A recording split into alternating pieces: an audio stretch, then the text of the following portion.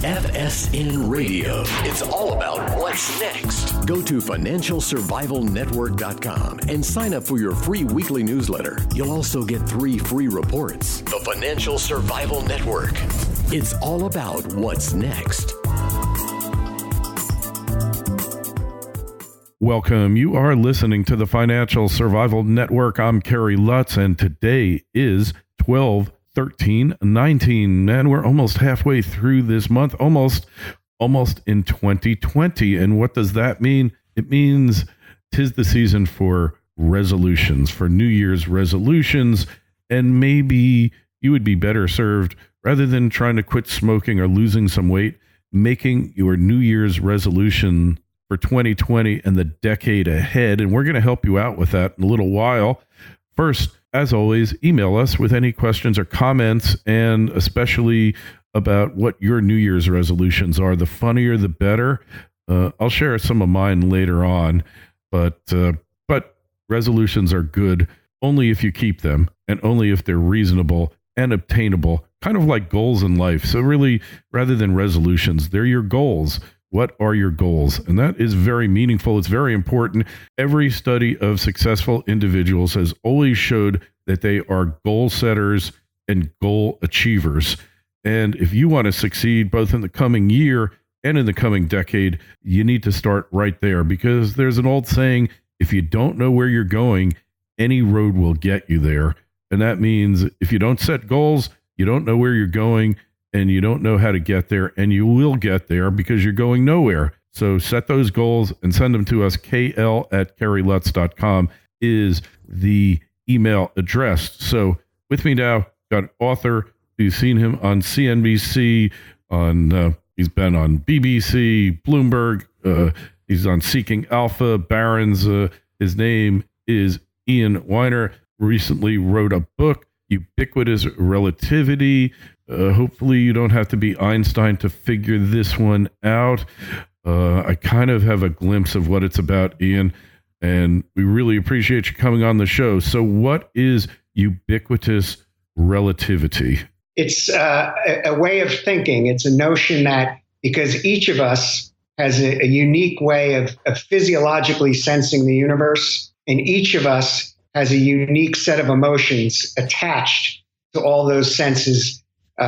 And because all of the 7.5 billion people on the planet are all different in those respects, we essentially each live in our own universe. And the philosophy is all about pausing on judgment and not trying to apply the laws of my universe to the universe, not saying that what I think is right is necessarily right for everybody. And so it's in this day and age where, people seem to unfriend each other and do different things just based on what they voted for. There's an opportunity to slow it down and keep people in our lives simply by asking questions like, why did you do this, or how come? And so it's really how my life changed as a result of thinking this way. And hopefully by sharing it with others, it might impact them as well. Okay. So if I can kind of summarize it, we're all connected in that we perceive our place in the universe and the universe through emotions and through a certain set of preconceptions. And we don't need to get religious about it or new agey about it. I mean, this is factually true. I think that any psychologist or psychiatrist would agree with your assessment.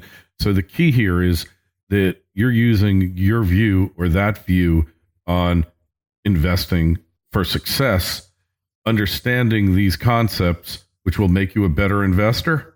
Well, yes. And a lot of it is non-consensus thinking, right? The same way that when we live in a community and the community has a view of anything that's alien, we have two choices. We can either just accept that as fact, or we can go and find out for ourselves and do our own work. And so this is a similar type of thinking in investing. We can either just follow what everybody else does with the crowd, or we can pause a second and say, well, hold on a second, what's actually happening? And what can I learn that actually may be contrary to the crowd? And that is a great point. So two premises that could have really saved you during the financial disaster of nearly 10 years ago. Number one is housing prices always go up. And number two is the stock market always goes up over time. Now, maybe it wouldn't have saved you at that particular point. It could have gotten you out of the market at the right time. How would, say, conscious thinking, creative problem solving, how would you avoid a financial crash? Because obviously we're going to have one at some point in the future. These things aren't new. I've been around. I'm 62. I've seen a few of them, and they're continuous because financial crashes are kind of a representation of human thought and behavior. How do you avoid the next crash? Well, I think the key is when you look to invest, the first thing to think about is what's the maximum amount of money I'm willing to lose? Because if you assume, and I think you should, that you could wake up one day and there could be a crash for no particular reason, you've got to remember, okay, what can I lose? Because sometimes if you put everything in and then you know how that goes. But if you say, okay, I can afford to lose 25% of my net worth, then that's 25% you can be a little bit more aggressive with. But if you're not willing to stomach those losses, then the next best bet is to say, okay, how can I diversify and try to protect and mitigate the risk that I come in one day and everything blows up on me? And I think the best way to do that is to just, ask yourself the question, like, what could go wrong here? As opposed to thinking about what could go right. I mean, I don't know anybody who buys a lottery ticket and thinks about how it's just going to be worthless. They think about what they're going to do with the money. So, it's a similar type of thing where it's like, stop and say, well, hold on a second. The odds are I'm going to lose this $20 on these lottery tickets. Same thing with stocks. Well, what could go wrong here? Everybody loves houses. Housing pricing is going through the roof. I've got people, who work in nightclubs in Las Vegas, flipping houses. I've got the taxi drivers. I've got everybody talking about this stuff. Like maybe, there's something I need to keep an eye on that doesn't quite add up. How can it be this easy? And whenever it starts feeling that easy, that's when you should start asking, like, well, when can this end? Because I've gone through multiple cycles too, and I've lost plenty of money because I didn't ask those questions as well as I should have and went along thinking the ride would never end at times. Yeah, like I knew in 2006 it was time to get rid of real estate. Of course, I didn't do it. I knew it was coming to a crash, and I'll tell you how. I was in Las Vegas in front of the Mirage Hotel. There's a sea of taxis as far as the human eye can see. And on top of every one, there's an ad, brand new 3-bedroom, 2-bath townhouse. Doesn't have a price. It just says $693 a month, interest only mortgage. And both my partners were with me. I looked one, the other. I said, the housing boom is over, and it's going to end because this is how they have to get the marginal buyer into the market. It's exhausted. They've gotten all the greater fools in there, and now there are no greater fools left to be had. You think we're getting to that point now? I mean, we always hear about the greater fool theory, and that is the last guy who's left holding the bag. In the stock market, do you think we're getting close to that point? I think we are, but I would caveat it with this. The Federal Reserve and the rest of the central banks around the world have decided that they are going to protect the stock market at all costs. Mm-hmm. So it's hard to see a scenario unless you believe that the US dollar is somehow going to become not a standard as far as accepted currency, that the Federal Reserve is going to pump liquidity into this market just as it is today to sustain the economy. Now, there are pockets of things going on that are clearly frothy and showing signs of a monster top, right? Whether it's companies like WeWork, whether it's companies like Uber and Lyft, and all these companies that are coming public that have not only no profitability now, but no path to profitability ever. And so you see that. You see, go buy a car, right? Cars are, auto is great. No interest for 8 years, and so you've got debt at every level on every, credit card, student loan, housing debt, all of it at record highs. Now, the counter argument to that is, well, but households can service their debt better now than ever before. That's true until there's an actual recession. And then when the income stops coming in, that debt is a major hindrance on the economy and consumer spending. So I think there's a lot of things that I'm seeing that indicate that we're at the end of this cycle, and it's been prolonged by the tax cut and prolonged by the Fed. But you're at a point now where at least the risk reward profile does not seem very good to the upside. Yeah, and the job numbers really can't improve any more than they are. I don't really pay attention to the jobs added, the non-farm payrolls, because it's too easy to manipulate. There's seasonal adjustments. There's hedonics in there. I look at those new claims for unemployment insurance. That's the sure sign that we're peaking here, because we're at generational lows, and the labor force is double the size of what it was the last time we got to numbers, absolute numbers that were this low. How much better can it get? So when I was listening to you, I'm thinking, gee, how can I capitalize on this coming trend? Once upon a time, I was an attorney, creditors' rights, corporate, commercial litigation. I'm thinking, hey, there's going to be an explosion in bankruptcies, both corporate and individual. It's inevitable within the next decade. This is going to happen, probably sooner than later.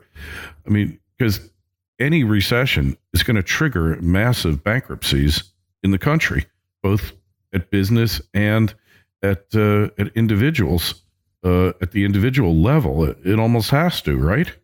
Yes, there's plenty of companies right now that are on death's door, but they're they're staying alive because of the loose monetary policy that's essentially allowing them to refinance debt that they'd never be able to refinance. And these are big companies like Tesla, companies that are able to continue to go on because capital markets and people are willing to give them money because you can't get a return anywhere. You put money in the bank, you are making zero, if not less than zero in Europe. In real terms, yeah. So you're forced to go out on the risk curve, pension funds, all these funds that have to find a way to generate enough money to pay their people. And so they're moving further out and buying high yield bonds that yield 8, 9, 10, 11, 12%, not accounting for the fact that they're priced like that because, it's possible the company goes out of business. Oh, you're so right. Benjamin Graham, about 80 years ago, said that no individual and no non-professional should ever buy a junk bond. What they considered to be a junk bond then would be probably rated to A at this point because things have deteriorated so much. But he said no individual should ever invest in this because you are going to lose money. It's guaranteed. It's like an individual buying options or selling them. You're going to lose money at it. There's not even a chance that you're going to make money. And yet we learned absolutely nothing. We got billions and billions of dollars, maybe trillions in the junk bond market. And even the professionals, when those things collapse, they lose money, but they're well situated to be able to look at the carnage afterwards and pick up the ones that are really worth something and leave the garbage for the public. And yet this is the hunt for yield. The search for yield, as the acronym goes, Tina, there is no alternative, right? You really don't have much alternative. So now's the time to really be a defensive investor, isn't it? I certainly think that that's the way to go. And there's plenty of ways to be conservative where you can still earn some return. You may not make 25% each year, but that's okay because the odds that keeps going on are slimmer and slimmer. Yep. So this game, because it's 10 years. Now, I don't know how you are with numbers and analytics, but I assume you're pretty tuned in. A 10-year bull market, that's unheard of in stocks. It's just it's never happened. This is the longest one ever. How much longer can these things go on? FSN Radio. It's all about what's next. Today's show is brought to you by U.S. Gold Corp. U.S. Gold Corp is a U.S.-focused gold exploration and development company advancing high-potential projects in Wyoming and Nevada. U.S. Gold Corp has consolidated a district on Nevada's productive Cortex Trend and is advancing the Copper King project towards production in Wyoming, led by a team of prolific company builders and renowned explorers, including Dave Mathewson, who is directly responsible for several major Nevada gold discoveries. U.S. Gold Corp is well capitalized and has an extremely tight share structure with less than 20 million shares outstanding and trades on the NASDAQ, a major exchange, under the ticker symbol USAU. To learn more, go to usgoldcorp.gold. That's usgoldcorp.gold. The Financial Survival Network. It's all about what's next. I don't know. I mean, this is also new because we've never had central bank intervention in global markets the way we have it right now, ever. Not even anything close. There's $23 trillion worth of central bank balance sheet debt. Essentially, their securities that they're holding. Still, think about that. And that's all juicing the market because they're just sucking supply out and keeping rates low. So that's why this has lasted as long as it is. And like I said, could it go on? Sure. I mean, the reality is the Fed and these central banks have no choice now. They have put a stake in the ground. And so either they're just going to be overwhelmed or they're going to somehow figure out a way to just kind of try to keep their foot on the pedal. Yeah. So here's where we go back to your initial thesis, which is you got to take a step back from the crowd. It's kind of like you're walking down the sidewalk in New York and something's going on up ahead. People know it, but they just keep on moving and moving. You get out of the crowd, you stop, and you try to get a look and see what you're walking into, what's going to happen. And maybe now is really a good time. So setting your financial goals, priorities for the coming decade, where do we start? Well, I mean, I think that the first thing is, what is your life plan? I mean, everybody's different. And so the first thing I would ask is, what is your plan for family, children, house? Because all of these things change the dynamic, and you should adjust your risk reward profile and every financial advisor is mandated to do that every year. So if you're not getting called, that's a problem, and to update sort of how you're thinking.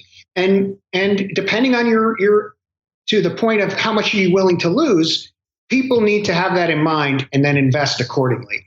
I personally think that you're not going to go wrong with some kind of fixed income exposure and some kind of cash and some kind of stock, because cash is absolutely critical, because the guys who made all the money in 2009 were the ones who actually had cash on their balance sheets and could buy stuff that was distressed. Yeah. And so that having that capital, having that, that ammo, so to speak, is where people get rich. It's not kind of saying, oh my God, I'm missing out on the next big cure for cancer, and I'm going to plow into this stock after it's up, 1,000%. Instead, it's, well, I got something on sale.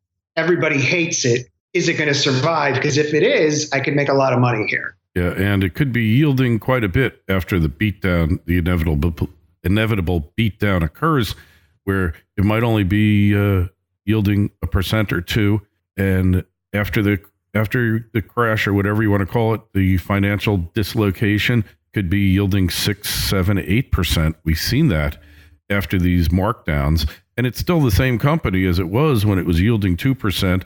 Especially these high dividend paying stocks that have been paying dividends at an increasing rate for 50 or 100 years. There's still a handful of them out there. So those might be the great things to load up on. And a recent trend, cannabis stocks. Now, I looked at cannabis stocks and I said this, and I even have represented a number of cannabis companies, interviewing their CEOs and providing exposure to them, never telling anybody to buy them.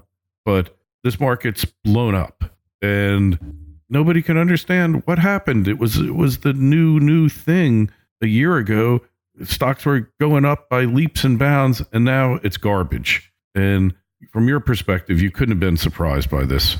No, I mean, there's nothing, because what nobody knows how to make money in this business. I mean, you can buy stuff on hope, right? And whether it's Bitcoin, all these things, you can buy it on hope. And to your point about the greater fool theory, if you can find a way to get out as the crowd's plowing in, and great, you're a smarter person than I am.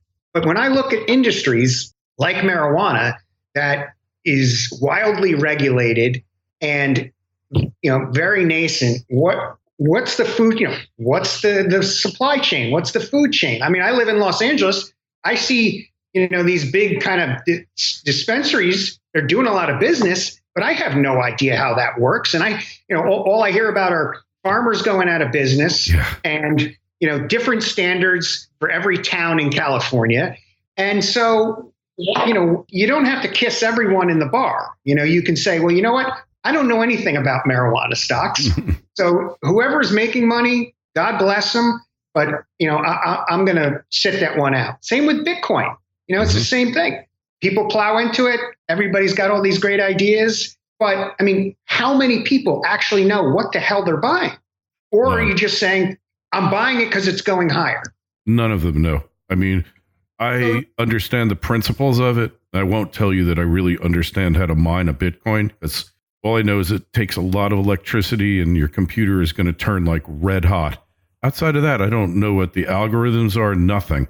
Yeah. And so you can either play in that sandbox with stuff you know nothing about, or you can say, you know what, I don't know anything about this. That's okay.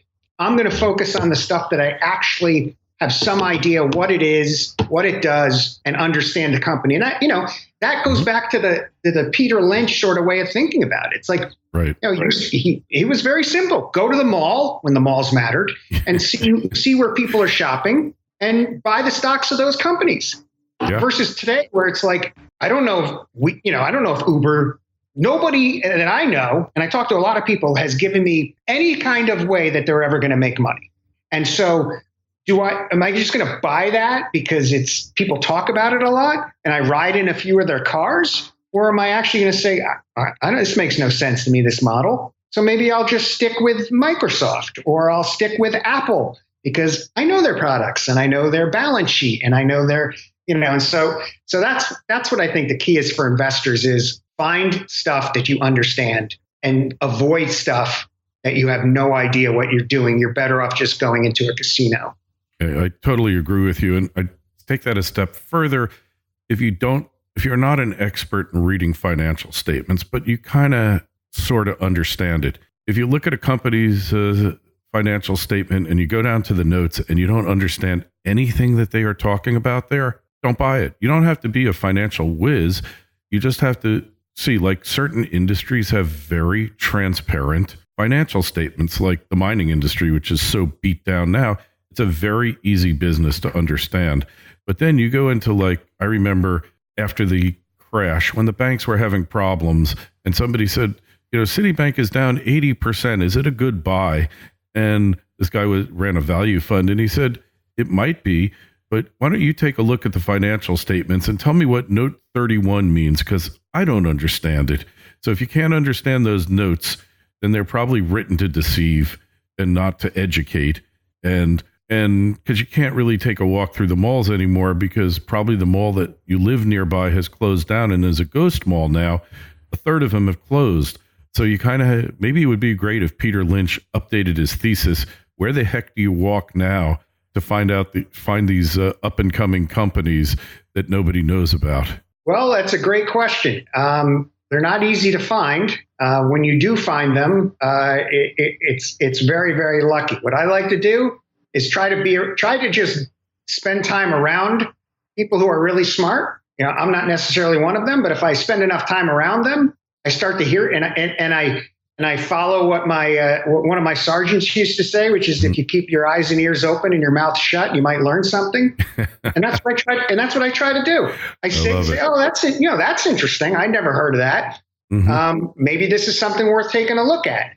And identifying secular themes of like, okay, yeah, maybe this makes sense. Maybe pet food delivery is something. Well, now let me look at the companies that do it and who's the best company in that space. And let me see if maybe I'll buy that if I believe that this is going to be a thing. Yeah. And let's face it, the new up and coming companies are going to be millennial enterprises.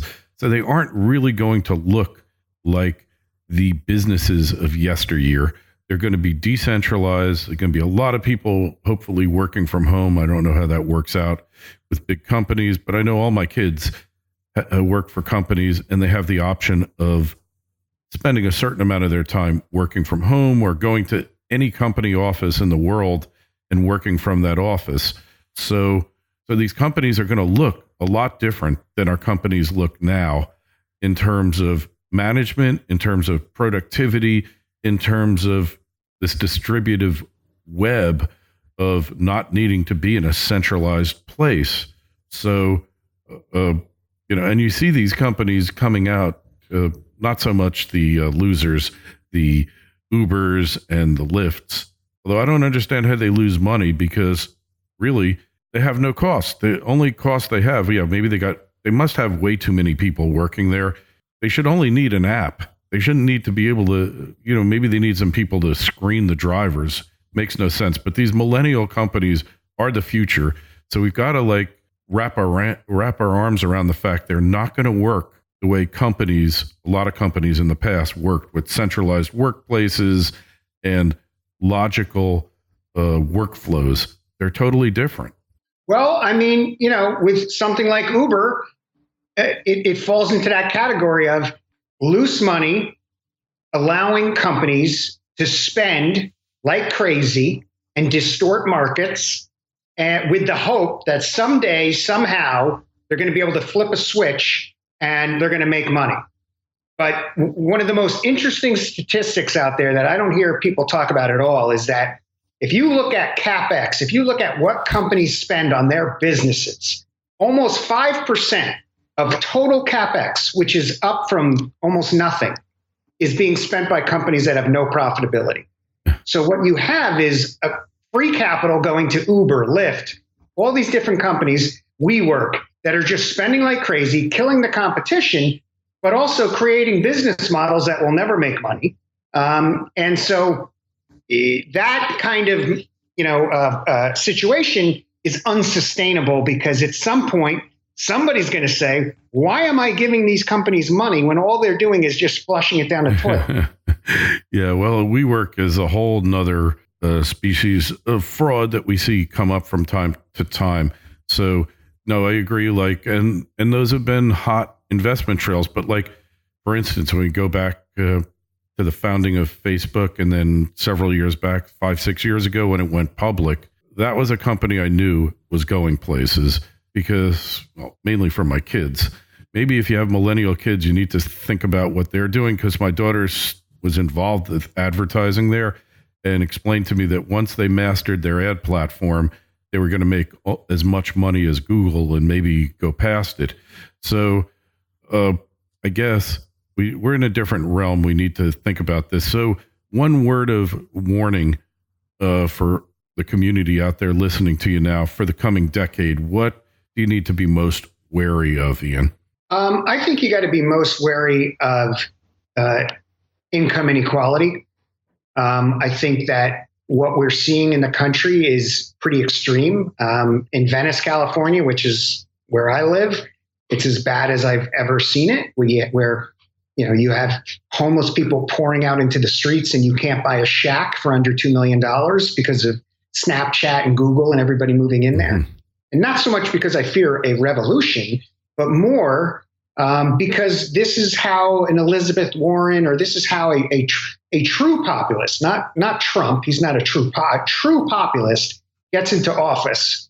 And that is how the government changes, and that is how the market and companies, corporate, that thrive on free markets, just collapse. And that's the biggest threat. So I think there are ways to help that situation, but it requires our society to make some tough spending choices and actually be willing to say, we've got to help some people here, because otherwise this is going to come back to bite us in a couple of years. Agreed. It's a major problem in large measure due to government policies that have created things like high housing prices. I mean, the federal government, Ian, owns 45% of the state of California.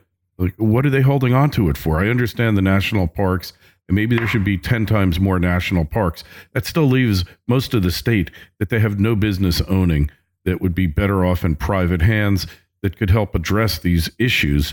And then there's a whole plethora of social programs that cause more homelessness than they cure. In any event, I think that's a valid thing to watch out for, because the Bernies of the world, the Elizabeth Warrens, right now, they can't go anywhere because they're split between Elizabeth Warren, whether she's a real populist or a fake one, and Bernie. Her purpose is to split the Bernie vote so he gets no traction, can't go anywhere. The next election, and if she turns out to be the nominee, right? I don't think she will, but let's say she does. The market will immediately start selling off in anticipation of the election, because if she gets elected, it's possible that you just don't know what the hell's going to happen. No. You don't know what's going to happen with this guy either, but at least he's not going to screw with business. And so, that's, I think, the difference. She's got an agenda and a different generation, and there's endangered species out there, and it's Wall Street, it's the big banks, it's this, it's that, and people talk about, we'll just eliminate all the student debt. It's like, okay, well, somebody owns that debt, and so you're going to wipe them out. And why student loan? Why not credit card? Why are we saying that it's got to be the people who went to college? And auto loans. Everyone needs a car. Why not get rid of the auto debt so everyone can own their car free and clear? So that's where we are. I don't know. I would say that's probably the biggest threat to the market near term is an Elizabeth Warren presidency, because then everything, the multiple on the market just compresses. Big time. And even if you don't see that much earnings loss, that's where the market sells off regardless. Yeah. And I would just stress on her point, she thinks she's a lot smarter than she actually is. She is the person that brought us the Consumer Financial Protection Bureau, which until Trump came in and kind of denuded them, were like single-handedly out to destroy the financial industry in the United States. Horrible, horrible idea. No accountability, infinite funding, compliments of the Federal Reserve.